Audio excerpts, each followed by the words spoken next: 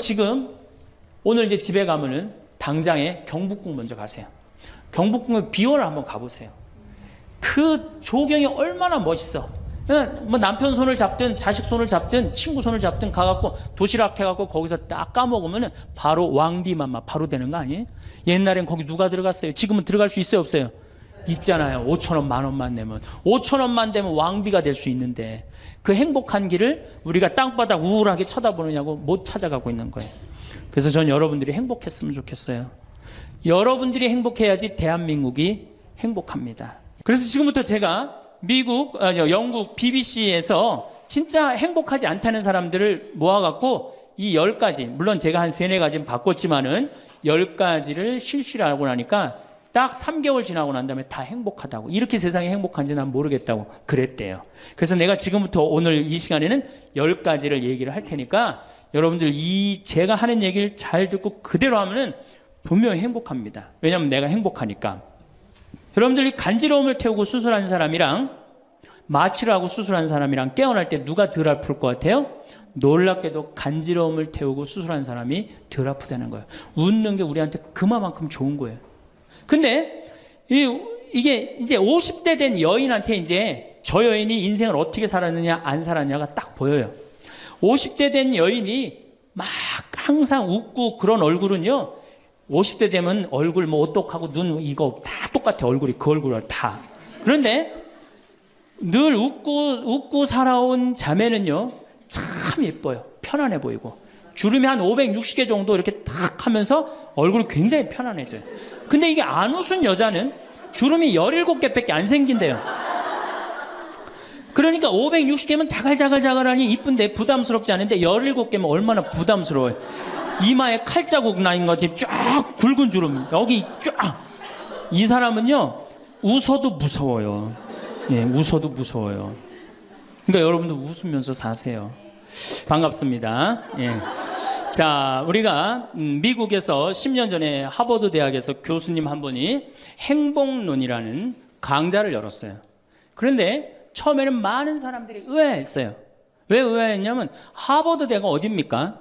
세계 최고의 대학이죠. 쟤네들이 안 행복할 일이 뭐가 있느냐. 좋은 대학에 가고 미래가 보장되어 있는 아이들인데. 그래서 처음에 수강생들이 7명밖에 안 됐어요. 그런데 해가 가면 갈수록 하버드에서 가장 인기 좋은 강좌가 행복론이 됐어요. 마지막에는 요즘은 거의 1000명 정도 듣는다 그래. 학생이 1000명이. 그러니까 거의 다 듣는다고 봐야죠. 사실 우리가 이 세상을 사는 이유가 뭐예요? 행복하려고 사는 거 아니에요?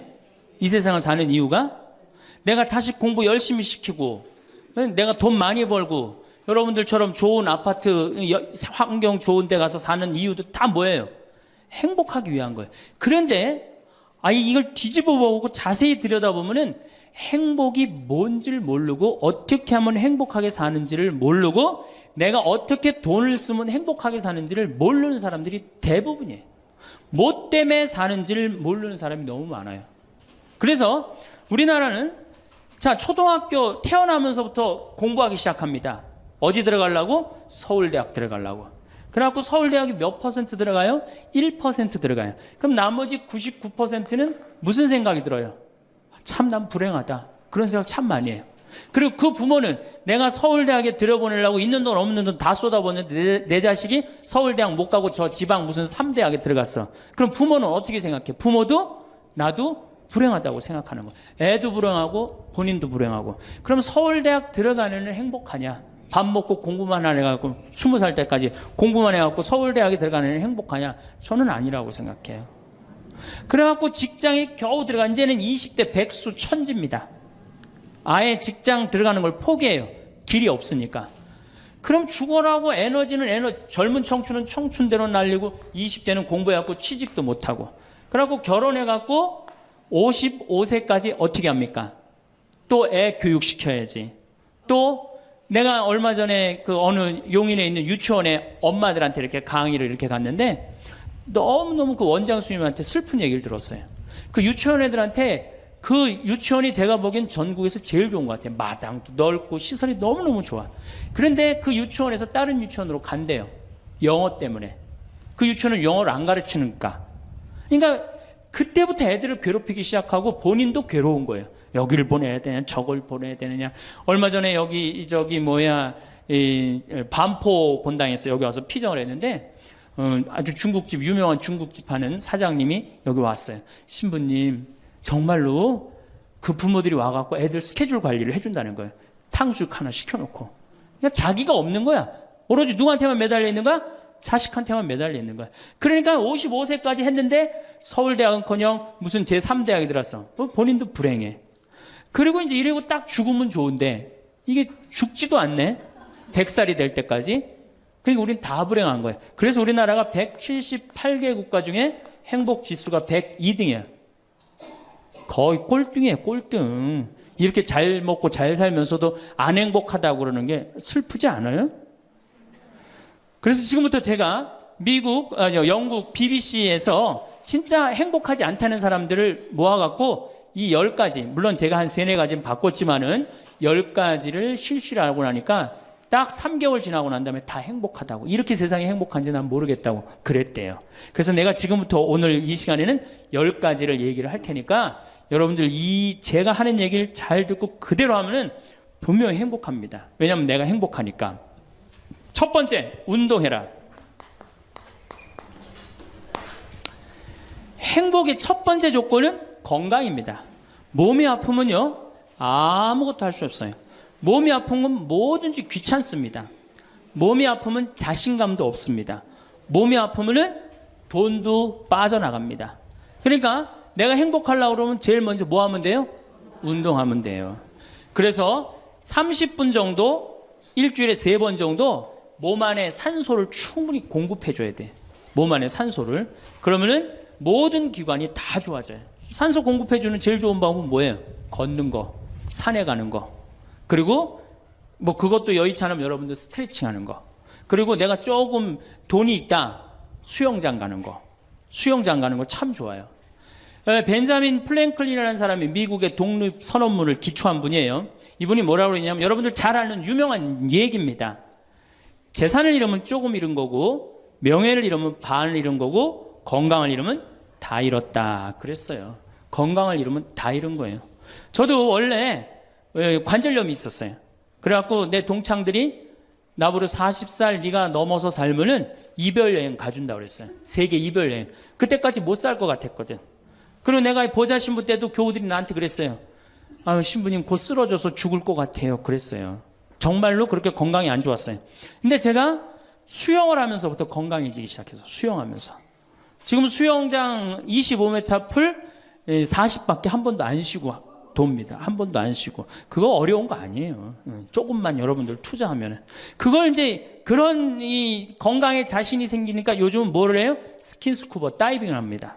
이게 지구상에 여러분들이 보는 건 30%예요. 70%는 어디가 있어요? 바다에 가 있어요. 바다 안에 들어가 보면 정말로 아름답고 신비해요. 그러니까 건강하니까 옛날엔 꿈도 못 꿨죠. 제가 바다에 들어간다는 건 꿈도 못 꿔. 나 하나 걸어 다니기도 힘들었는데. 근데 지금은 너무너무 좋고 행복해요. 건강의 행복의 첫 번째 조건은 뭐예요? 건강이야. 여러분 오늘 당장에 집에 가갖고 신부님 지금 애 키우고 너무 돈이 좀 빠듯합니다. 쉬운 방법이 하나 있어요. 집에 가서 학원 끊어요. 애들 학원. 학원만 끊으면 여러분들 뭐가 생겨? 돈이 생겨요. 그 돈 가져와갖고 여러분들 건강 먼저 챙기세요. 그게 자식을 위하는 길이에요. 그래서 행복하려면 뭐 해라? 운동해라. 두 번째, 감사해라. 이거 참 우리가 못하는 것 중에 하나예요. 하루에 5가지씩 감사하라는 거예요. 하루에 5가지씩. 저는요, 이 얼굴은 제가 씹다 뱉은 수제비 같이 생겼어도 이 목소리 하나는 정말로 100만 불짜리라고 그래요. 목소리 좋죠? 제가 이렇게 강론을 잘 못해도 할머니들이 제 손을 꼭 잡고 항상 뭐라 그러냐면 신부님 너무 강론이 귀에 쏙쏙 들어온다고. 그게 강론을 잘하는 게 아니에요.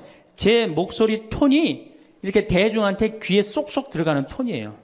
얼굴은 씹다 뱉은 수제비 같이 생겼어도 목소리 좋은 건 신부한테는 최고 선물 아니에요? 아니 내가 얼굴 못생긴 거 이거 원망한들 이거 다시 바뀝니까? 안 바뀌어요. 제가 키가 1m 원래는 67이었어요. 근데 이 30대 후반이 되니까 66으로 줄어들더라고. 요즘 재보니까 65로 떨어지고 있어요. 자꾸 이게 쭈그러들어, 키가. 그래, 내가 키가 1m 70이 안 넘는다고 원망한들 다시 늘어납니까? 여러분들 중에 내가 가지지 못한 거 아무리 안타까워해도 절대 가질 수 없어요. 내가 머리가 깡통이야. 근데 아무리 두들겨 팬다고 걔가 똑똑한 놈 됩니까? 한 번 깡통은 영원한 깡통 되는 거예요. 그런데 애는 깡통인 현실은 무시하고 내 희망이 서울대학이라고 애를 괴롭히면 여러분들 행복할 것 같아요? 행복하지 않아요. 내가 가지고 있는 것을 감사하는 거. 이거 굉장히 중요합니다. 제가 군대 가기 전에 우리나라를 한 바퀴 여행을 해야 되겠다. 그리고 청량리에서 기차를 타고 강릉 앞바다에 딱 도착을 했는데 새벽에 태양이 뜨는데요. 구름 한 점 없는 바다에서 태양이 뜨는데요. 불덩어리가 떠오르는 거예요. 전 지금도 그걸 보여주게 하신 하느님 아버지한테 정말 감사해요. 여러분들 그런 태양 보신 적 있으세요? 3대가 공을 쌓아야지 봅니다. 바닷가에 사는 사람들도 잘 못 봐요. 왜냐하면은 뜰 때 항상 구름이 이렇게 깔려 있지 그냥 맨 바다가 있기는 그것이 절대 쉬운 게 아니에요. 근데 그때 막 군대 가기 바로 직전에 하느님께서 그 태양을 보여주실 때 제 마음이 어떻겠어요? 이거는 얼마나 감사해요. 그러니까 매일매일 감사해야 돼요. 저는 맨날 수원에 있는 어머니 아버지한테 감사하잖아요. 이렇게 인사. 이렇게 목소리 좋게 놔주셔서 감사하다고. 또 작년에 제가 아프리카를 갔었어요. 아프리카를 갔는데 세렝게티 초원을 갔어요. 세렝게티 초원이 얼마나 넓으냐 하면 서울서부터 대전까지 한 평야예요. 딱 한눈에 펼쳐져요. 믿어지지가 않죠. 가서 보세요. 신부님 무슨 돈으로? 학원만 안 보내면 다 생깁니다. 학원만 안 보내면 다 생겨요. 그런데 서울서부터 대전까지 딱 펼쳐졌는데 마침 누때 이동 시기에 우리가 같이 이렇게 다니는 거하고 맞물렸어요. 200만 마리가 이동을 하는데 여러분들 200만 마리 상상이 가요? 그 푸른 초원에 누때 200만 마리가 이동을 하는데 내가 이 하느님이 창조의 세상에 내가 들어와 있구나. 그걸 느끼는 거예요. 감사하는 거예요. 그리고 우리 인생 돌아보면요. 억울한 거 분한 것만 생각하면 여러분들 도움 돼요? 우리가 습관을 잘못 길렀어요. 우리 할머니들 나하고 대화 꼭 해보면은 내가 지난번 강의 때도 말씀드렸지만 신부님 내 말 좀 들어보세요. 그러면 꼭 대동아 전쟁부터 참 억울하고 분한 것만 다 나열한단 말이야. 그럼 그 인생 행복하겠어요? 인생 돌아봐서 즐거웠던 거, 행복했던 거. 여러분들 아이가 첫 걸음 뛰었을 때 행복했어요? 안 행복했어요? 그때 막 흥분됐죠? 그렇게 행복했던 순간은 다 까먹고 억울하고 분한 것만 그대로 차곡차곡 쌓아놓으면 그 사람이 행복할 것 같아요? 내 아이가 처음으로 엄마라고 그랬을 때 행복했어요? 안 행복했어요? 그럼 그것만 생각하라는 거예요. 지난 과거를 돌아볼 때 즐거웠던 거, 행복했던 추억만 마음에 자꾸 쌓일 때 내 마음이 이뻐지는 거. 우리 성가에도 내 마음은 주님께서 가꾸시는 작은 정원이라는 노래도 있잖아요. 근데 그놈의 정원이 그냥 가시반 그냥 미움, 분노, 증오만 꽉 차 있다면 그 밭이 행복한 정원이 되겠어요? 정원이 안 됩니다. 여러분들 아파트 입주했을 때 동백지구에 행복했어요? 안 행복했어요? 행복했죠. 그 앞뒤로 산이 다 있고 얼마나 좋아요. 그렇죠? 그런 것만 해란 말이에요. 자식이 깡통인 거 막 거기에만 매달려 있고 그러지 말고. 그래서 5가지 감사를 드리라는 거예요. 우리는 감사드릴 이유가 얼마나 많아요. 여러분들 나무는 한번 저 자리에 딱 심어지면은 100년이고 1000년이고 움직일 수 있어요, 없어요? 근데 우리는 움직여갖고 지금 경기도 이 강원도까지 와갖고 여러분들 맑은 공기, 이 꽃 가득한데 여러분들 산책하는 거 보니까 꽃 속에서 꽃이 산책하는 것 같아요. 너무 보기 좋더라고. 얼마나 좋아요. 물고기는 물 속에서만 살 수 있어요. 그렇죠? 근데 우리는 하늘도 날고 땅도 걷고 바다도 들어가고 인간으로 태어난 게 얼마나 풍요로워요. 인간은 굉장히 풍요로운 존재예요. 생명력에 있어서. 그 풍요로움을 내가 마음껏 누리고 느끼고 살아가는 사람이 있는가 하면은 뒷방에 처박혀갖고 원망하고 분노하고 저주하는 사람, 그리고 살아가는 사람이 있어요. 여러분 어느 걸 선택하시겠어요? 먼저 거를 선택하시는 게 굉장히 중요해요. 그래서 항상 감사해라. 3번째, 대화해라. 이게 100년 살 사람들의 숙제 중에 숙제입니다. 대화가. 왜냐하면 이게 30년 공자님 시대엔 평균 연령이 38세였어요. 대화할 시간이 어디 있어요. 애 놓고 애 키우고 그러다 죽기 바쁜데. 근데 지금 애가 다 직장에 다니고 애 손자 손녀까지 낳는데도 내가 죽어야 안 죽어요. 그러면 그 많은 시간 뭐 하고 살 거예요? 그 많은 시간 대화하고 살아야 돼. 나하고 영적으로 맞는 사람하고 이야기하는 거 굉장히 중요합니다. 영적으로 맞는 사람이랑 대화하는 거. 나는 우리 신부들하고 대화하는 거 참 좋아하는데, 나는 우리 그 동기 신부들도 뭐 친한 편이지만은 우리 선배들하고도 많이 친해요.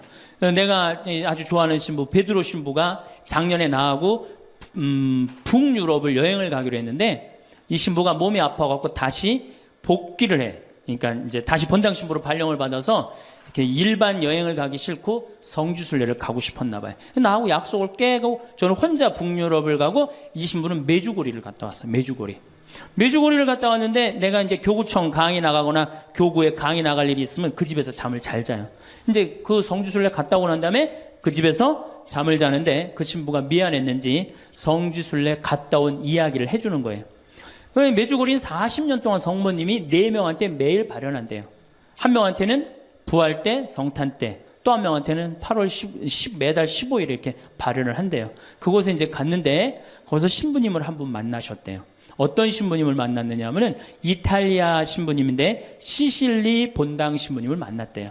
근데 이 신부님은 굉장히 나이가 굉장히 80이 다 된 할아버지래요. 근데 이 할아버지가 신앙의 여정이 특별했던 거야. 이 할아버지 신부님은 태어나면서부터 엄마가 뭐라고 그랬냐면 너 신부되라 그랬대요. 그러니까 머릿속에 딱 신부에는 아무것도 박혀 있는 게 없는 거예요. 그리고 엄마가 얼마나 무서웠느냐 하면은 주일미사를 빠지면은 빨개 벗겨갖고 내쫓았대요. 신부될 놈이 주일미사를 빠진다고. 그리고 일주일을 굶겼대요.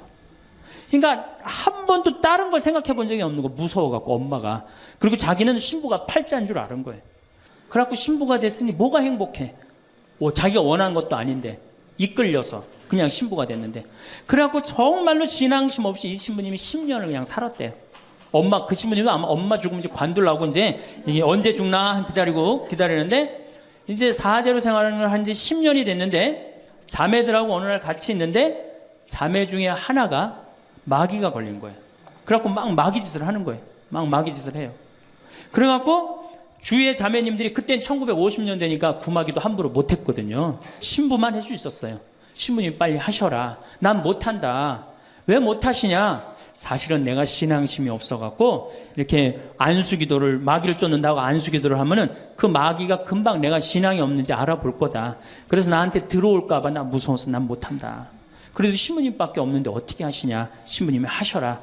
그래서 어쩔 수 없이 구마기도를 했대요. 머리에 손을 얹고 뭐라고 이 신부님이 기도했느냐면, 마귀야 부탁이니 제발 나한테만 들어오지 말아다오, 이렇게 기도를 했대요. 그런데 마귀가 나간 거예요.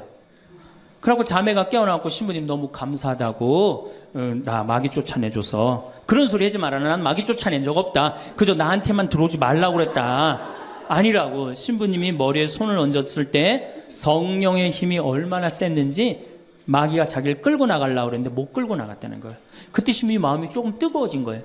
나같이 신앙심 없고 나같이 이게 수동적인 인간도 주님께서 도구로 쓰시는구나. 그래서 조금 마음이 열렸어요.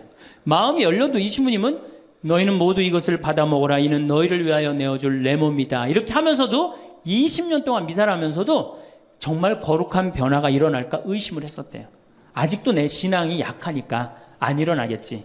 근데 20년째 너희는 모두 이것을 받아 먹어라. 이는 너희를 위하여 내어줄 내 몸이다. 그러는데 예수님의 목소리가 딱 나와서 예수님이 하는 걸 느끼겠더래.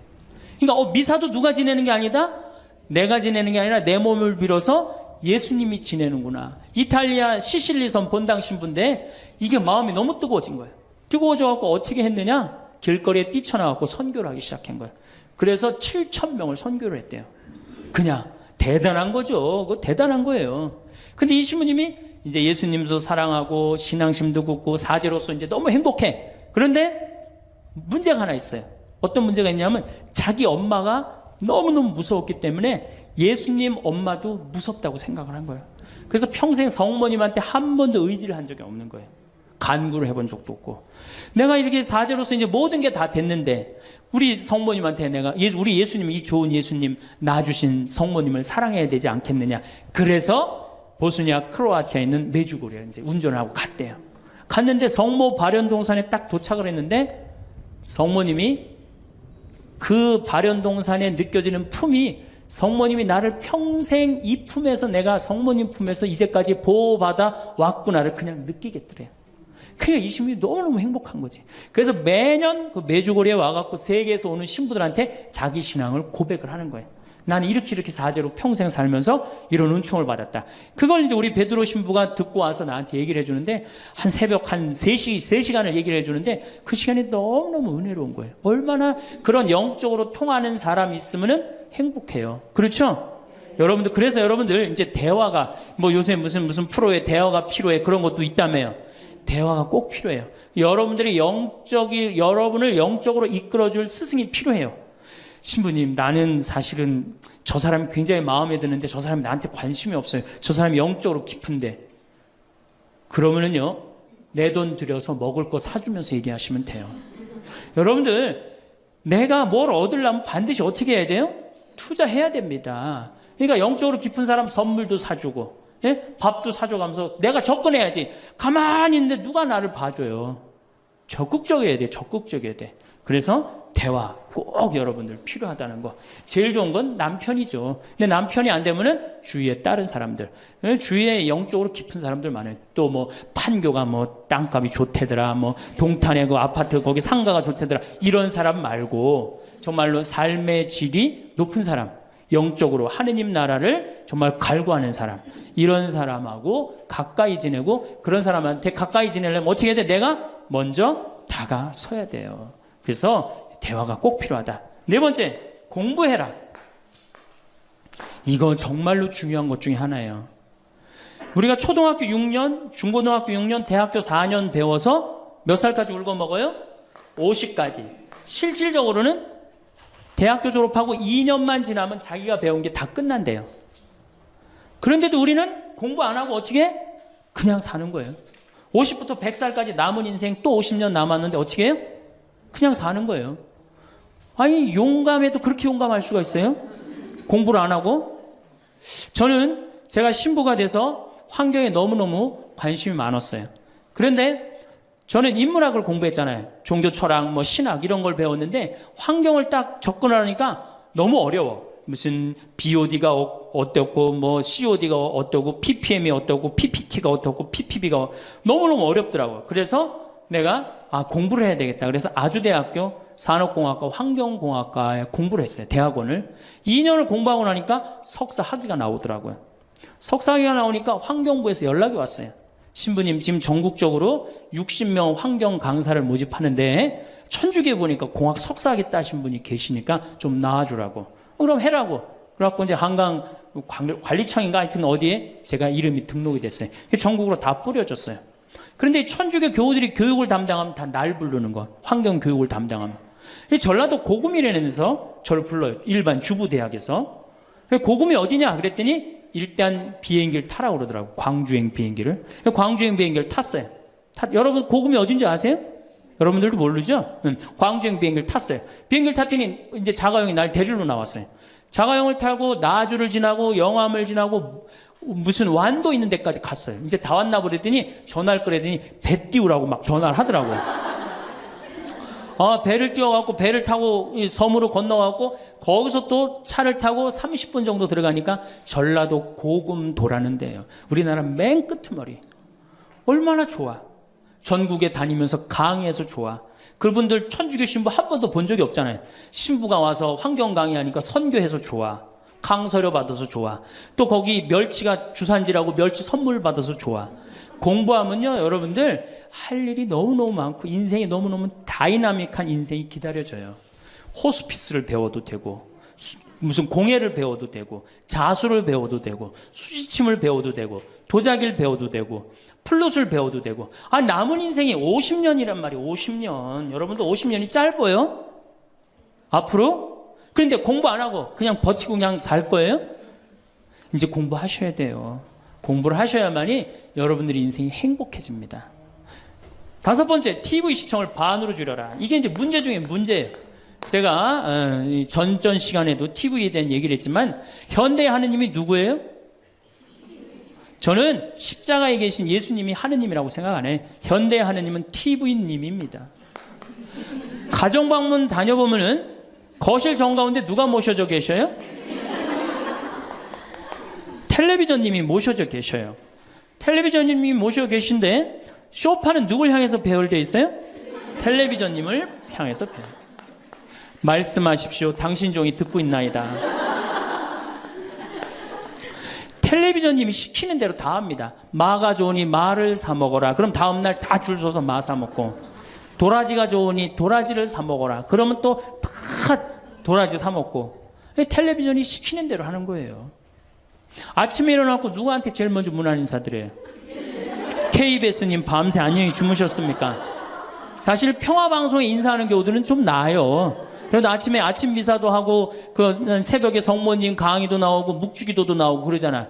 근데 꼭 KBS님 밤새 주무셨습니까? 더 기가 막힌 건 주무실 때. 텔레비전님 주무시기 전엔 절대 안 자요. 텔레비전님이 주무셔야지 어떻게? 나도 오늘 일과가 끝났구나 이러고 잔단 말이야. 이러니 머릿속에 뭐가 들어있겠어? 아무것도 들어있는 거 없는 거죠. 머릿속에 책을 읽어야 될 거 아니야. 책을. 우리나라 사람들처럼 책 안 읽는 사람 없어요. 10명 중에 4명이 1년에 한 권도 안 읽는데요. 이 중에도 한 권도 안 읽는 사람들 많을 거예요. 심각한 겁니다. 예. 저한테 그래요. 신부님 그렇게 매일 강의하면서 여기 농사 지면서 토담집 지면서 언제 그렇게 농사꾼 신부 유럽에 가다라는 책도 쓰셨고 이번에 환경 에세이 어디로 가야 하는 책도 쓰셨느냐고. 텔레비전만 안 보면 그 시간 충분해요. 여러분들 하루에 3-4시간씩 무슨 일 집중해서 한 6개월 하면은 무슨 일 만들어내지 않겠어요? 얼마나 우리가 텔레비전 하늘만큼 땅만큼 끝나고 무슨 재미로 사나 했더니 미우나 고우나를 하네. 미우나 고우나 오늘 끝나면 이제 또 무슨 재미로 또 살아요? 또 다른 거에 엄마가 뿔났다 이거 봐요. 보고 살아요? 여러분들 텔레비전은요 좀 미안한 얘기지만 구조가 똑같아요. 부잣집 아들 가난한 집 딸, 아니면 부잣집 딸 가난한 집 아들, 이룰 수 없는 사랑에 못된 시어머니. 예? 그렇죠? 그게 매년 똑같이 반복되고 똑같은 내용이에요. 그거를 10년 동안 그 앞에서 시간을 보낸다고 생각해 보세요. 아깝지 않아요? 그 시간에 해야 될 일이 얼마나 많은데, 대화도 해야 되고 운동도 해야 되고 감사도 해야 되고 공부도 해야 되는데 이걸 전부 다 어디다 갖다 쏟아부어?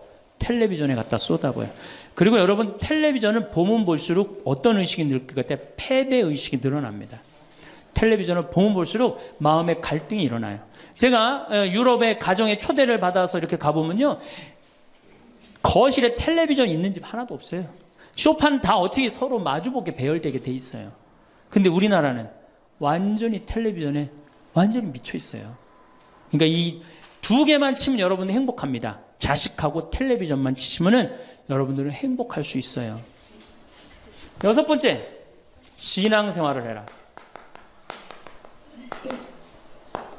자, 우리가 현대를 살아가면서 정말로 우리가 인간이 정말 최고로 잘난 것 같고 요즘 과학기술을 보면 정말 못하는 게 없는 것 같잖아요. 근데 왜 석유값이 뛰고 왜 굶어 죽는 나라가 37개국이 생기고 그래요? 이건 하느님을 잃어버렸기 때문이에요. 하느님의 진리에 따라 인간이 살지 않으면 인간은 원하지 않는 방향으로 갑니다. 하느님께서 원하지 않는 방향뿐만 아니고 인간 본성이 원하지 않는 방향으로 가요. 저는 여기서 살면서 이 산을 보면서 강을 보면서 항상 하느님한테 감사해요. 저 하느님 너무너무 감사합니다. 이렇게 맑은 공기 주셔서 감사합니다. 이 아름다운 세상 주셔서 감사합니다. 감사하다 보면 우리가 조금 뭐라 그럴까요? 겸손해져요. 근데 이게 다 자기 것인 줄 알고 막 파괴하기 시작하면요 자연이 파괴되면 결국은 누가 파괴돼요? 인간이 파괴되는 거예요. 그러니까 우리가 하느님께 가까이 가면은 자연도 일치가 되는데 하느님으로부터 멀어지면 멀어질수록 자연도 파괴되는 거예요. 그래서 여러분들 신앙생활 하십시오. 아까 제가 천주교 조금 욕을 했는데 그래도 천주교 괜찮아요. 아주 제가 보기에는 무슨 우리 교우들 어두운 데로 안 끌고 가요. 더욱이 내 동창 중에 또 옛날에 죽산성당 아시죠? 죽산 성지 있는 데 있죠? 거기 내 동창 신부가 그 본당 신부로 있었는데 그 신부가 너무 재미난 얘기를 해줬어요. 아니 옆에 30년 동안 개신교 다니던 할머니가 어느 날 개종을 했대요. 성당으로. 똑같이 열심히 나오더래요. 교회 나가는 것만큼 훨씬. 근데 이 할머니가 다리가 부러진 거예요. 그래갖고 택시 타고 또 계속 나오는 거예요. 그래서 본당 신부가 그랬대요. 할머니 이렇게 맨날 택시 타고 나오고 그러니까 그러지 말고 내가 봉송치 할 테니까 이 아픈 동안 나오지 말아라. 돈 들여서. 그랬더니 이 할머니가 하시는 말씀이 신부님 괜찮아요. 그래도 이 성당 다녀보니까 저 교회 다닐 때보다 여기 성당 다니는 게 훨씬 싸게 먹히니까 걱정하지 말라고. 여러분들 그래도 이 천주교 제일 싸게 먹혀요. 싸게 먹히지 괴롭히지 않지 딴 길로 안 끌고 가지. 정말 하느님께 우리가 의지하고 산다는 거 이거 굉장히 우리 나를 위해서 좋은 거예요. 또 우리가 이 세상 사는 목적이 뭐냐면 내 영혼 구원이에요. 나중에 이제 귀에 있으면 제가 한 번 더 말씀을 드릴 텐데 죽어서 영혼의 세계는 반드시 있습니다. 그 영혼의 구원을 위해서 우리가 간구해야 돼요. 그래서 신앙생활은 행복을 위해서 가장 기초 중에 기초라는 거. 7번째, 웃어라.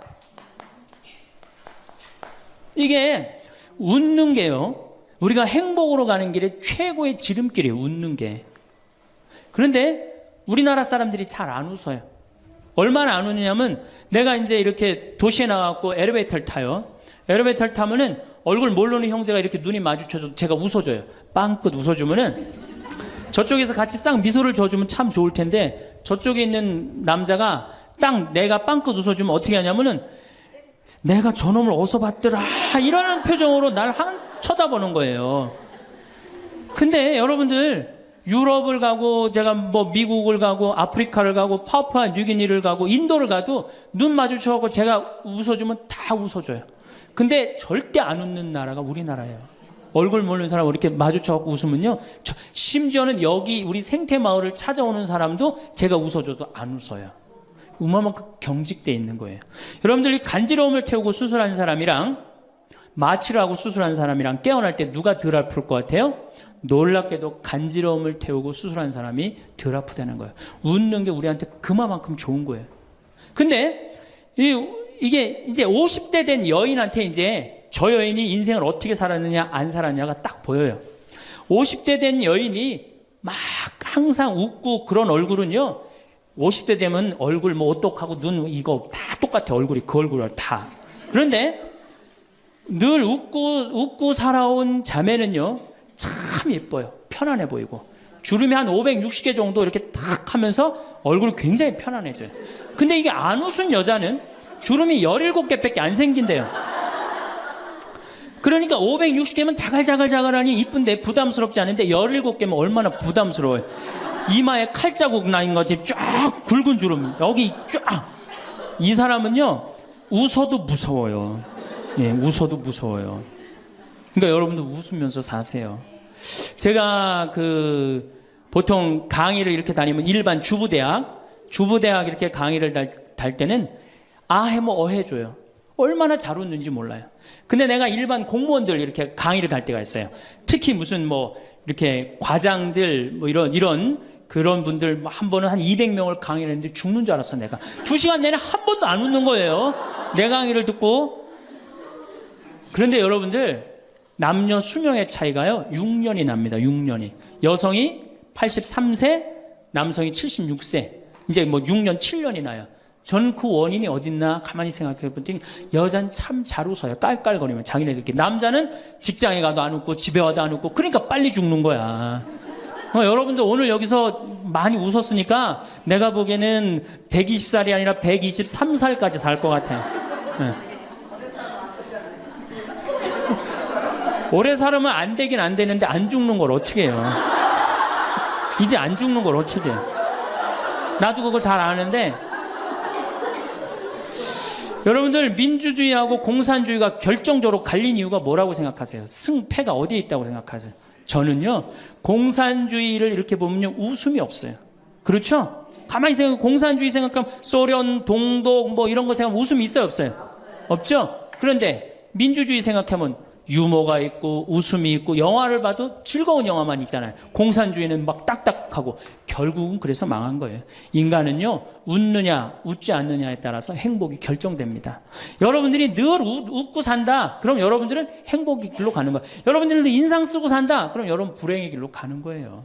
그러니까 웃어야 돼. 또 웃는 사람한테 매력을 느낀다는 거예요. 웃는 사람한테, 잘 웃는 사람한테 매력이 느끼면 인간관계도 좋아지는 거 아니에요? 아, 내가 재미난 얘기를 했는데 인상 빡 끝날 때까지 남들 다 웃는데 한 사람만 끝까지 안 웃어. 그러면 여러분들 끝까지 안 웃는 사람한테 여러분들 무슨 생각할 것 같아? 저 사람이 다음에 있으면 다시 재밌는 얘기 저 사람 앞에서는 안 한다. 그러니까 그 사람하고는 어떻게 되는 거예요? 담이 자꾸 생기는 거예요. 담이 자꾸. 그러니까 어떻게 해야 돼요, 여러분들? 웃으세요. 그리고 유머를 많이 배워두는 것도 좋아요. 오늘 저한테 강의 들은 거 이거 잘 외웠다가 가서 얘기해주고 또 제 테이프에 나오는 거 잘 들었다가 얘기해주면은 아유 어서 그렇게 재미난 얘기를 해서 또 얘기 좀 해줘봐. 그러면서 사람이 사는 거예요. 사람은요 수달 떨면서 살아야 돼. 수다. 제가 한번 본당 신부 때 여러분들처럼 이렇게 젊고 예쁜 본당에 내가 본당 신부를 했었어요. 막 자매들이 막 수다를 떠는 내가 지나가는데 막 당황해하면서 어쩔 줄 몰라 하더라고요. 분명히 내 욕을 한 거야 보니까. 그래서 제가 뭐라고 그랬어요? 그 자매들한테 괜찮아. 이게 성당 다니면서 본당 신부 욕하는 재미가 최고 재밌는 거야. 아니 뭐 성당 다니면서 그런 욕도 하는 무슨 재미로 살아. 걱정하지 말고 해든 수다 계속 떨으라고. 우리 신부들은 주변님 욕하면서 사는 거예요. 그러니까 사람이 수달 떨면서 살아야지 행복하지 참고 산다고 다 좋은 건 아닙니다. 절대. 그러니까 참고 살지 마세요. 제발 이거 우리 성당에 뭐 원수를 사랑해라 왼뺨을 대면 다른 뺨을 돌려대라 이거 아주 미치는 교리 중에 하나예요. 여러분들 다 사랑할 수 있어요? 여러분들 주위에 있는 사람 다 사랑할 수 있어요? 다 사랑하는 사람 딱 두 종류예요. 미치든가 예수님처럼 빨리 죽든가 둘 중에 하나예요. 우리는 다 사랑할 수 없어요. 그러니까 다 사랑하려고 그러다가 미치지 말고 내가 좋은 사람 내 마음에 드는 사람에 더 많은 시간을 뺏기고 아니 뾰족한 놈이 있단 말이야. 별난 놈이 있고 네? 그렇죠? 아 근데 내가 이 사람한테 가면 자꾸 찔려. 그런데 성당에 가는데 서로 사랑하시오 그래갖고 다음에 또 갔는데 여기 또 찔려. 아 그래갖고 또 너무 미운데 성당에 가니까 또 내 탓이오 3번 하고 난 다음에 사랑해 제가 가서 또 찔려. 갈 때마다 찔려. 그래갖고 내 마음이 상처투성이야. 근데 아들이 학교 갔다 엄마 나 학교 다녀왔어. 그래 집에 엄마 왜 그래? 말 시키지 마 나 승질나. 여러분들 차라리 그렇게 찔리는 게 나아요. 그 사람을 안 보고 기쁜 마음으로 있다가 아들을 기쁘게 맞이하는 게 나아요. 이 사람 안 만나도 여러분들 인생 안 망가져요. 이 사람 안 만나도 그 억지로 가서 그 찔리지 마시고 안 만나면 시간이 지나면 이 사람 이뻐져요. 근데 막 가서 막 들이대고 막 이게 삐죽한 놈한테 가갖고 계속 나는 구역장이니까 끝까지 사랑해야지 그러고 가다가 미치든지 죽든지 둘 중에 하나를 합니다.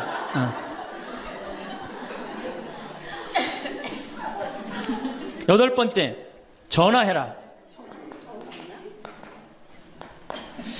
자, 여러분들 제가 저는 수원교구 신부예요. 수원교구 신부인데 저는 뭐 다행히 우리 원주교구 주교님이 허락을 하셔서 여기 평창에 들어와서 살고 있습니다. 근데 사실은 신부는 본당 신부가 최고예요. 뭐라고 그래도 교우들하고 함께 아이들하고 함께 할머니 할아버지들하고 함께 살 때 신부는 행복한 거예요. 저는 여러분들 이제 오늘 가시면은 여기 정막 강산이에요. 여기 해 떨어지면요 내 다리도 안 보여요. 내 다리도 해 떨어지면 내 다리도 안 보여. 여기 아까 잠깐 앉아서 아우 신부님 너무 경치가 좋다고 그러는데 딱 하루 좋은 거예요. 하루 좋은 거지. 이걸 일주일, 2주일 여기 해 떨어져 갖고 뭐 산책 나가면 내 다리도 안 보이는데 어딜 산책을 나가요. 굉장히 외롭습니다. 여기 앞에도 전원 5세대가 돌았는데 3세대가 우울증으로 나갔어요. 그럼 나도 여기서 교우들 뭐 몇천 명 속에서 살다가 평창에 들어와서 살면은 우울증 걸릴 수 있잖아요. 내 동창이 20명이거든요. 동창이 20명이나 되는데 왜 나한테 전화하는 놈 한 놈도 없지? 걔네들이 날 잊은 건 아닐까? 나는 왜 교구 밖으로 와서 이 고생을 하고 살까? 난 우울하다. 그럼 알아주는 놈 누가 있어요? 아무도 없어요. 어떻게 하면 돼? 내가 먼저 전화하면 되잖아. 아주 너무 쉬운 거 아니에요. 내가 전화해갖고 너 성당은 잘 짓고 있느냐?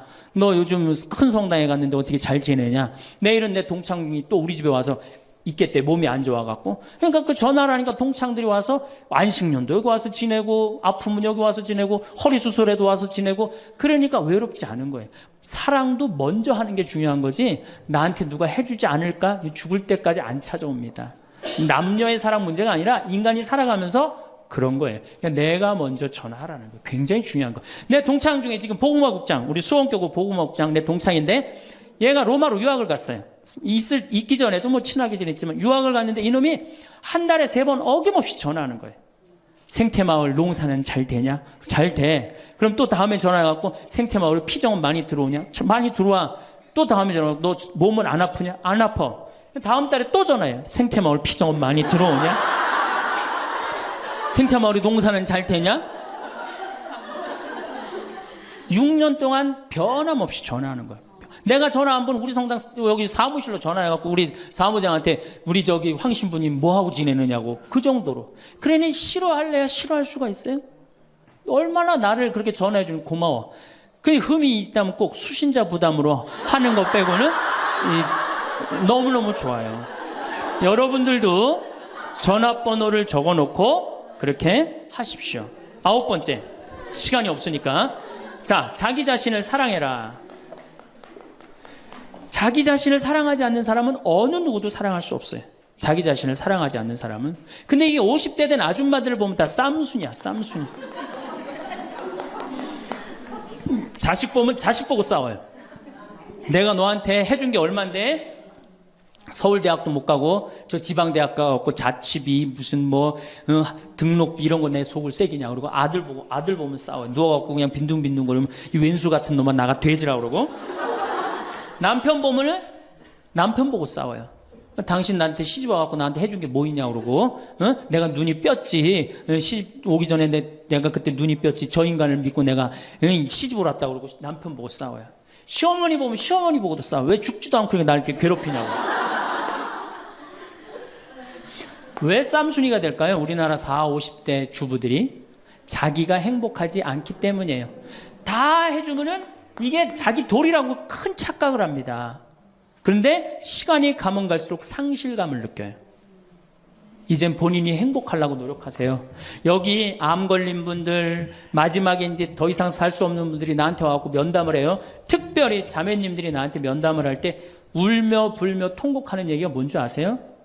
왜 다른 사람들한테는 그렇게 최선을 다했는데 왜 나한테 한 번도 맛있는 거 안 먹이고 나한테 좋은 거 한 번도 구경 안 시켜주고 왜 한 번도 나한테 못 해줬느냐고. 그런데 이제 죽으니 너무너무 나 자신이 불쌍하고 나 자신이 너무너무 억울하다는 거예요. 여러분들이 이제 자신을 위해서 쓰세요. 투시모님 돈이 어디 있어요? 학원만 안 보내면 돼요. 또 대학 다니는 자식 있으면 어떻게 당장 오늘 집에 가고 휴학시켜요. 니네가 벌으라고. 우리나라처럼 이렇게 자식한테 끝까지 대주는 나라는 아무 나라도 없어요. 미국은 졸업하고 30년 동안 대학 학비를 갚습니다. 다 자기가 갚아요. 우리나라처럼 결혼할 때까지 다 대주는 나라는 아무도 없어요. 그런데도 부모 자식 지간이 가장 안 찾아가는 나라가 우리나라가 1등이에요. 사랑이 제대로 안 된 거죠. 제대로 된 사랑을 안 하는 거죠. 나도 본당 신부로 이렇게 있으면서 냉면을 먹고 싶어. 그럼 총회장이 사줄래나 부회장이 사줄래나 성무회장이 사줄래나 안 기다립니다. 냉면 먹고 싶으면 어떻게? 내가 가서 사 먹어요. 내가 냉면 먹고 싶은지 누가 알아? 내가 가서 사 먹으면 되지. 그러니까 아무도 못 얻어먹어서. 그럼 이제 가을 지나가는데 가을 때 강릉 때 내가 교우들이 3,000 여기 3,500명이라며 교우가 3,500명 냉면 하나도 못 사 먹었 얻어먹었다. 그럼 교우들이 무슨 생각할 것 같아? 우리 신부님 챙겨주는 사람 하나도 없고 빨리 장가 보내드려야 되겠다. 이런 생각한단 말이에요. 그래서 나는 내가 사 먹어요. 내가 사 먹는 동시에 혼자 사 먹으면 청승 맞잖아요. 회장님들 데려가서 내가 사줘요. 내 돈으로. 신부님 무슨 돈이 있어서? 나 강사료 많으니까 다 사줘요. 근데 우리 천주교 교우들은요 먹고 떨어지는 법이 없어요. 언제 효과가 나타나? 내 영명 죽일 때 다 돌아와요. 그러니까 어떻게? 나도 행복하고 교우들도 행복하고 얼마나 좋아. 자기 자신을 사랑하십시오. 자기 자신을 귀하게 여겨야만이 그런 나를 보고 다른 사람이 행복한 거예요. 엄마가 맨날 인상 쓰고 있으면 자식이 행복하겠어요? 남편이 행복하겠어요? 시어머니가 행복하겠어요? 늘 밝은 모습으로 이렇게 행복하게. 그러니까 여러분들 자신을 사랑하세요. 10번째, 시간이 없으니까 맨 마지막으로는 이웃에게 친절해라. 이게 이제 문제 중에 문제예요. 우리 천주교 교우들이 무겁게 신앙생활 합니다. 십자가의 길도 하고 양심 성찰도 하고 때로는 묵상도 하고 심하게는 관상 기도까지 막 어디 다니면서 해요. 근데 실질적으로 그렇게 무겁게 신앙생활 하는 만큼 이웃한테 넉넉하냐? 넉넉하지 않아요. 1,000원 갖고 얼마나 치사하게 구는 줄 아세요? 여러분들 1,000원 가지고 정말 1,000원 때문에 막 갈등하고 괴로워하고 힘들어하고 얼마나 그런 줄 아세요? 여러분들 전철을 탔어요. 마음 편안하게 딱 앉아있는데 갑자기 누가 바구니를 들더니 맹인이 어두운 밤에 캄캄하 이러면 이때부터 갈등하기 시작하는 거야. 이 1,000원을 줄까 말까 이때부터 괴로워하고 얼굴이 빨개졌다 하여졌다. 누가 주래 옆에서 누가 그런 적도 없는데 내가 100만 원 갖고 괴로워하면 또 이해를 해요. 이건 1,000원 가지고 딸랑 1,000원 가지고 줄까 말까. 그리고 뒷꼭지를 보고 뭐라 그래? 그래도 1,000원을 줄걸.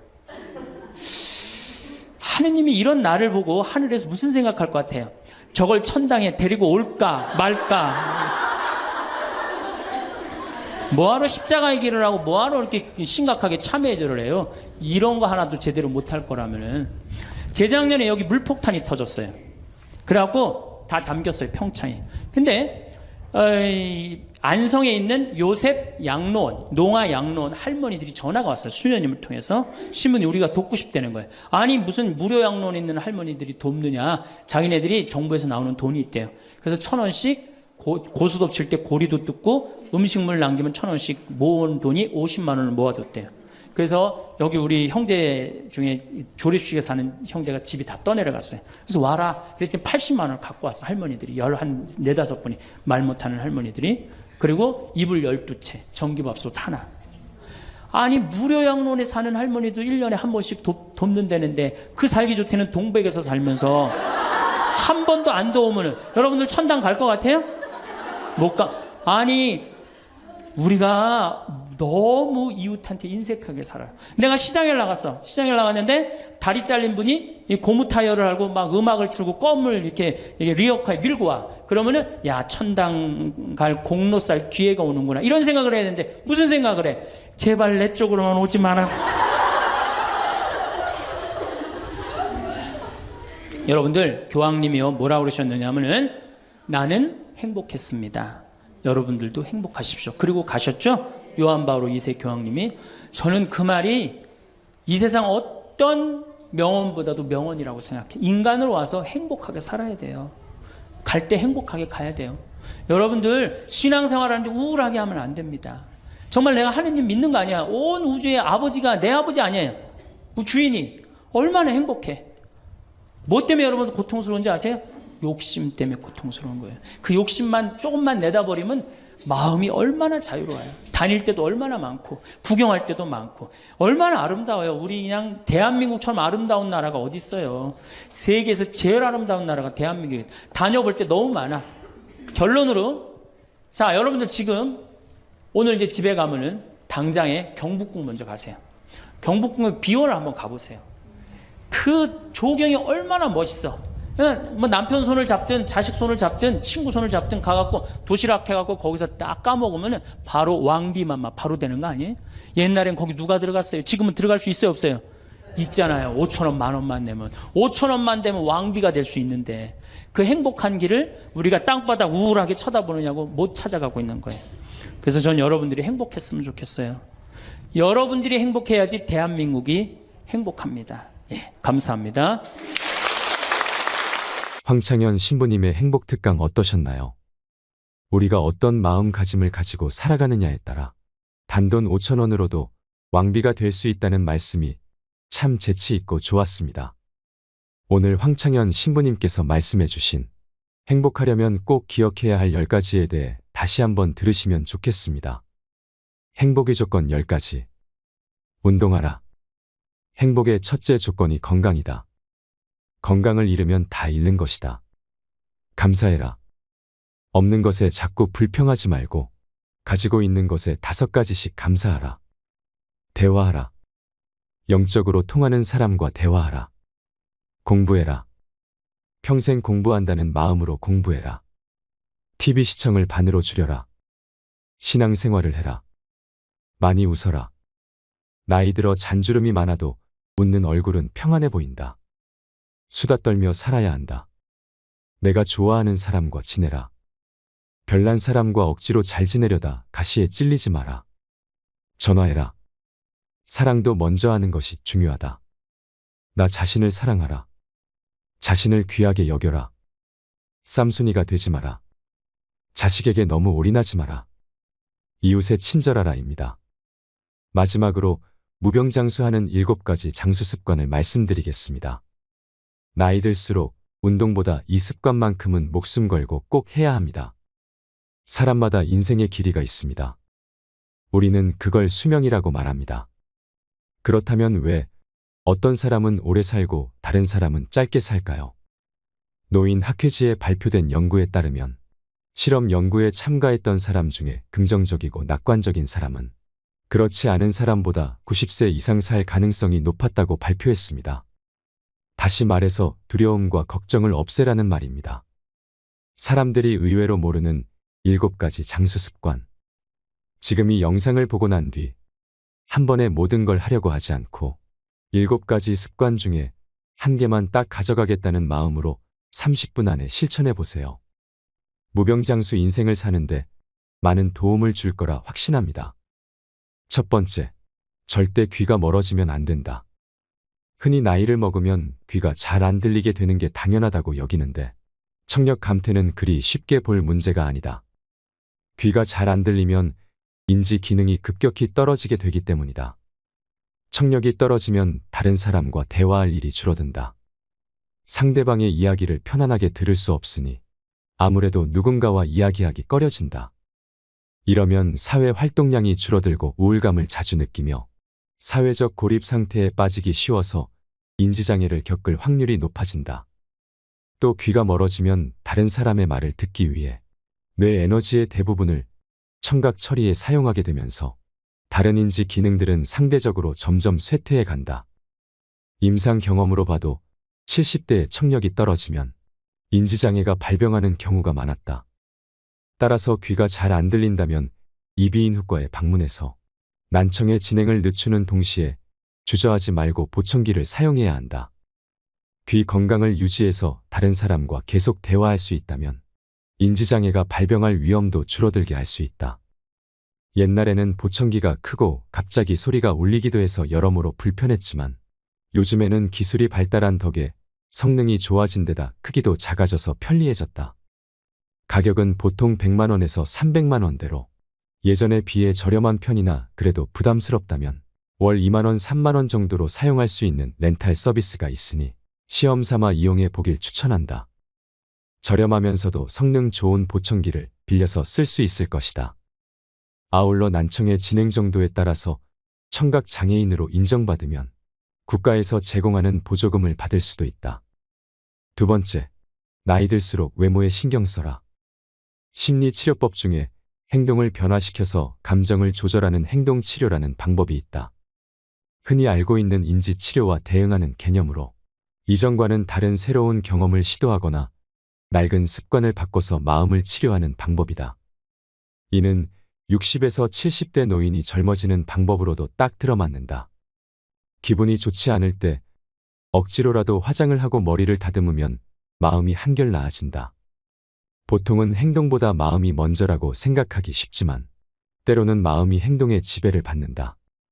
다시 말해 예쁜 옷을 입거나 보톡스로 주름을 펴는 등 외모에 신경을 씀으로써 감정까지도 조절할 수 있다. 따라서 고령자일수록 외모 관리가 중요하다. 지금까지 만나온 여러 환자들을 보더라도 겉모습이 노인에 가까울수록 감정의 노화가 더욱 성큼성큼 진행되어 결국에는 전신 기능이 쇠약해지는 경우가 많았다.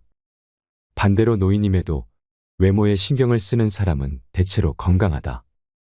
요양원에는 보통 출장 미용사가 정기적으로 찾아와서 커트와 파마 염색 등의 유료 서비스를 진행하는데 직원들에게 물어보면 이러한 서비스를 이용하는 사람들은 대체로 인지장애 단계가 낮고 진행 속도도 더디다고 한다.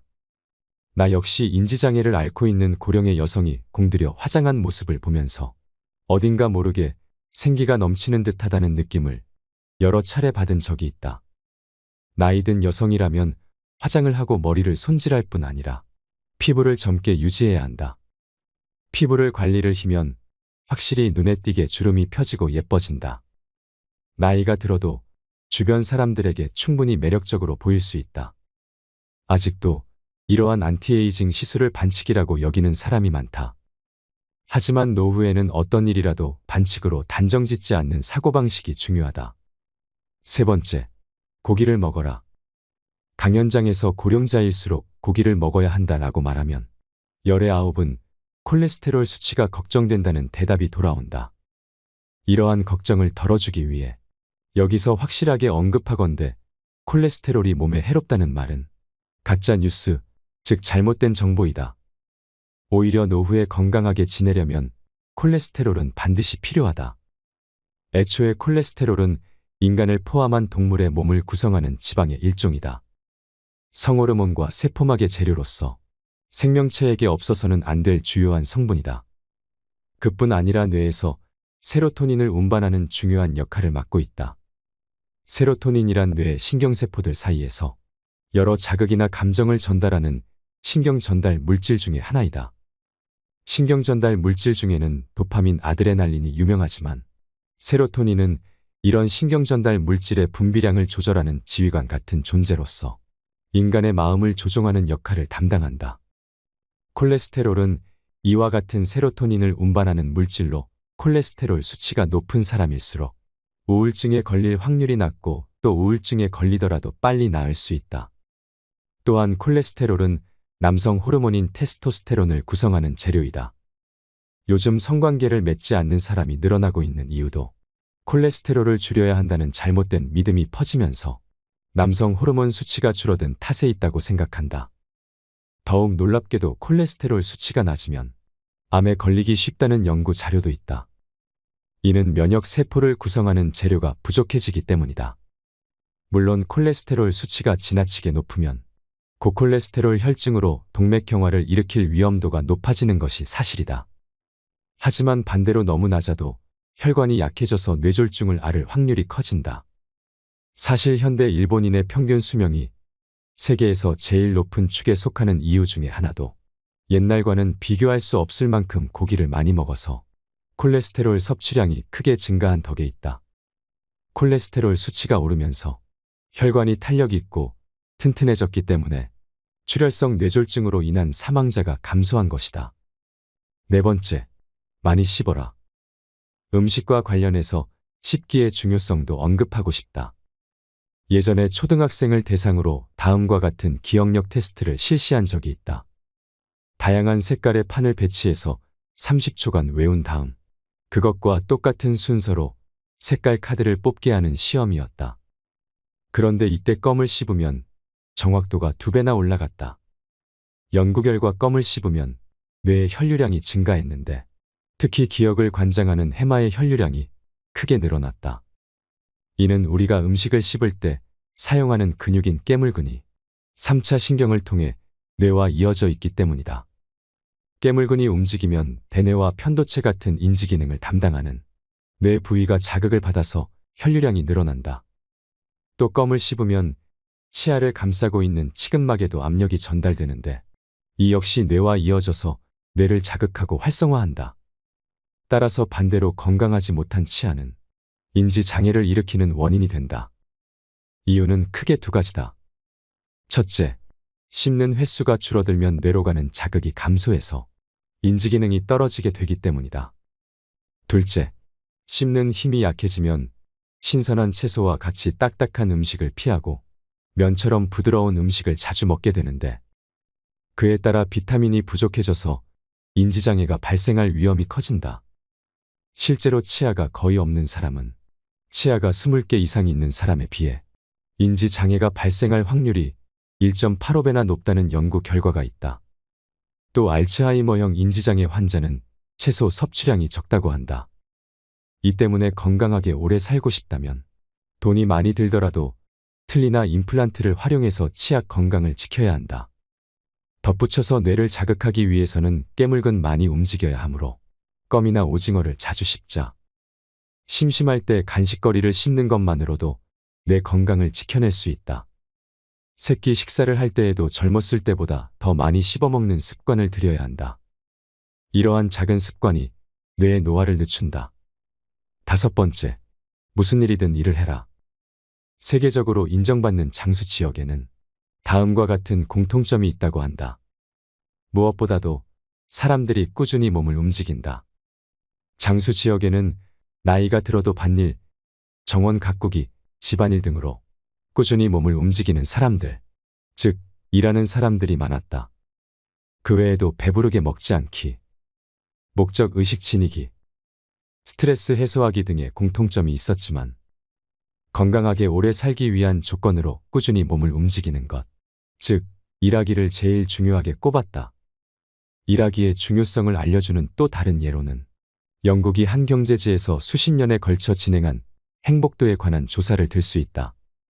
여기서는 이혼이나 배우자의 사망, 실업과 같은 삶의 큰 사건으로 사람의 행복도가 어떻게 달라지는지를 조사했는데 인간의 행복도에 가장 크게 부정적인 영향을 미치는 요소는 실업이었다. 이혼이나 배우자의 사망보다 일자리를 잃는 일이 인간을 가장 불행하게 만드는 요소였다. 인간에게 일은 절대 없어서는 안 될 요소이다. 세계 각지에서 진행된 비슷한 조사들에서 모두 늙어서도 계속 일해야 오래 살 수 있고 행복도도 높다는 결론이 나왔다. 관련 자료를 다 소개하자면 책 한 권을 채우고도 남을 정도로 방대하다. 그만큼 과학적으로 밝혀진 사실임이 틀림없다는 뜻이다. 노후를 건강하고 행복하게 그리고 유의미하게 보내기 위한 가장 중요한 조건은 일하기라고 생각한다. 정년이 곧 은퇴가 아님을 명심하고 연령에 맞게, 아니 때로는 나이를 잊고서라도 계속 일하는 것이 인생을 의미 있게 보내는 방법이다. 6번째, 규칙적인 생활로 수면 리듬을 유지해라. 불면증의 원인은 다양하다.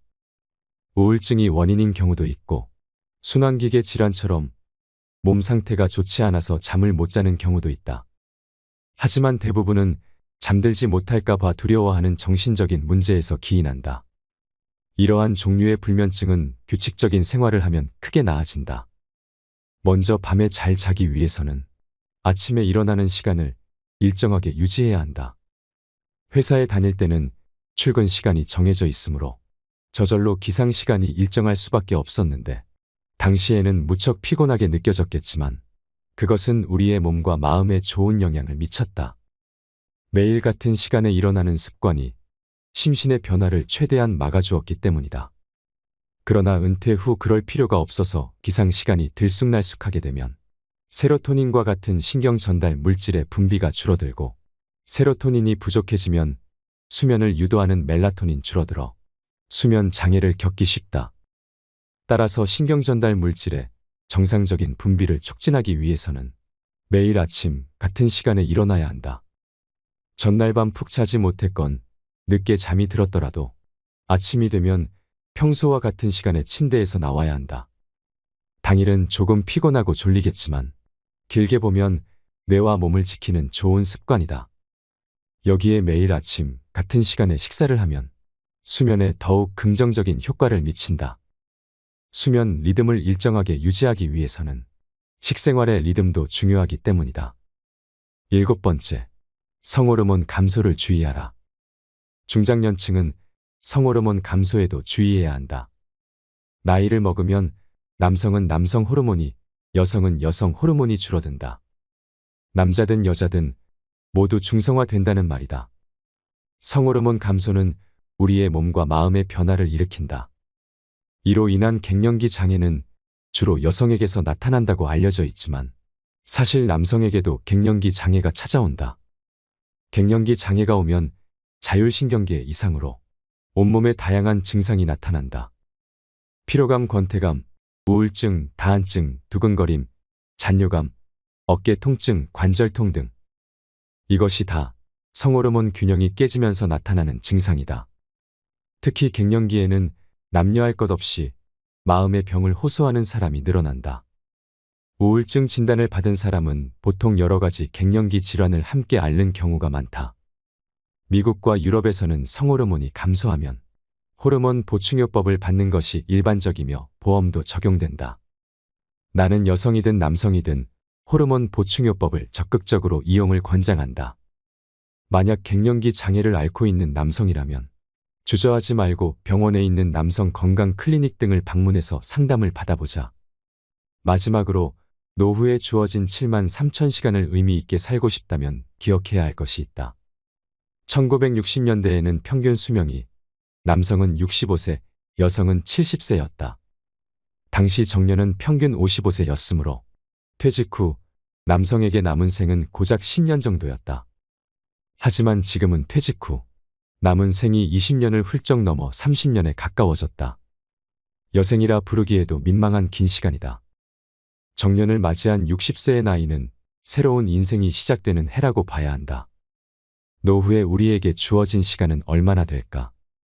식사, 수면, 목욕 등 일상생활에 필요한 시간을 빼고 나면 하루 24시간에서 대략 10시간 정도가 남는다.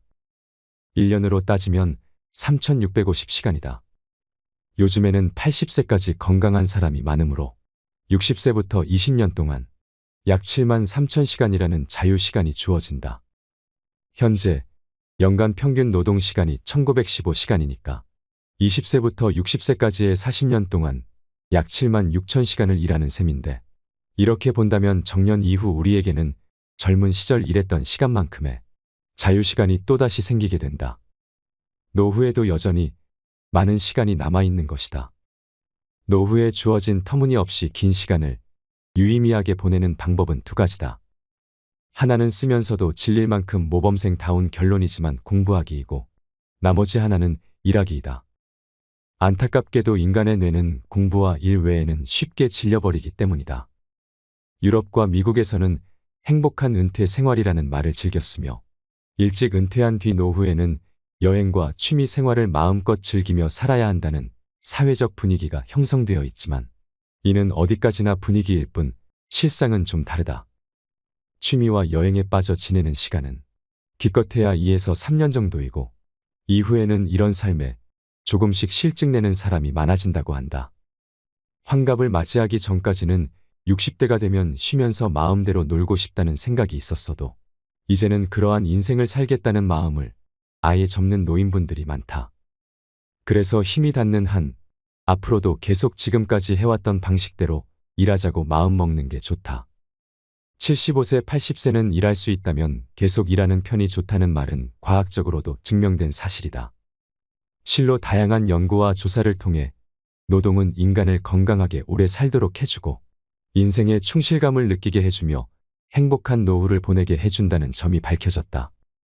물론 여기서 말하는 노동은 현역 시절 때처럼 매일 꼭 8시간 정도 근무해야 한다는 뜻이 아니다. 자신의 시간에 맞춰 파트타이머로 일해도 좋고, 또 집안일이나 봉사활동처럼 다양한 형태의 노동도 포함된다. 오늘은 무병장수하는 7가지 장수 습관에 대해 소개해 드렸습니다. 오늘 이야기한 내용이 여러분들께 도움이 되었으면 좋겠습니다. 오늘도 함께 해주셔서 감사합니다. 이상으로 책틀맨이었습니다. 지혜를 쌓는 당신의 오늘이 아름답습니다. 더 좋은 영상으로 찾아뵙겠습니다.